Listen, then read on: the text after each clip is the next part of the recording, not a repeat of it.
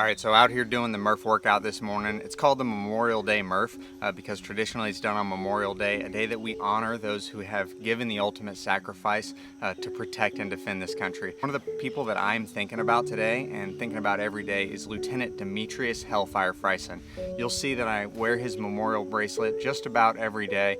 Demetrius and I served together in Afghanistan, and I want to tell the story of how he got the name Demetrius Hellfire Frison.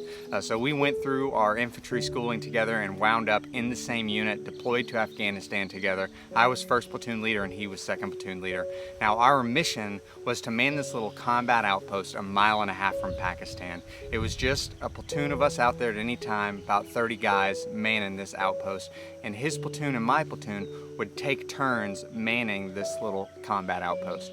Now, one day in April, his platoon was coming back and my platoon was taking over, and we had just taken over the outpost and I was having tea with the local Afghan commander. About 30 minutes had gone by and we heard an explosion.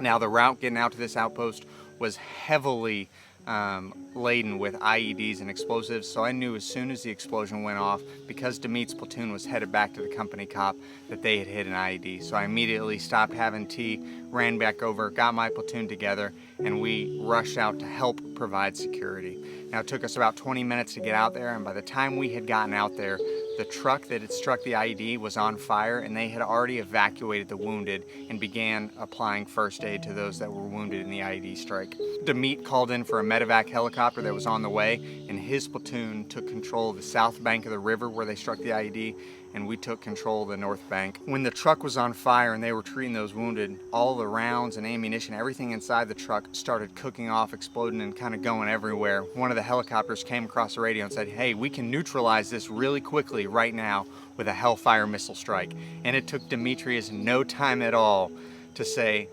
"Do it."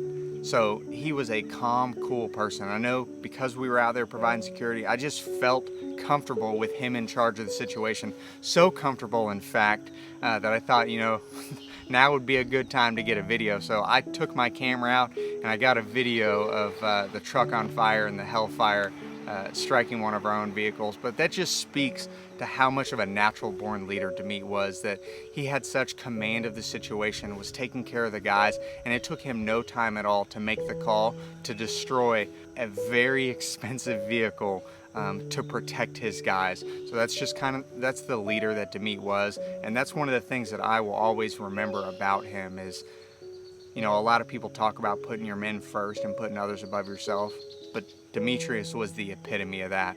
And there are a lot of things that I miss about Demet, and he's a great father and husband, leaves behind a wife and son, but I try to look back and cherish some of those other memories, and the natural born leader that he was is something that I'm always thinking about. So that's who I'm thinking about this and every Memorial Day and every day, and I just wanted to share that story with you.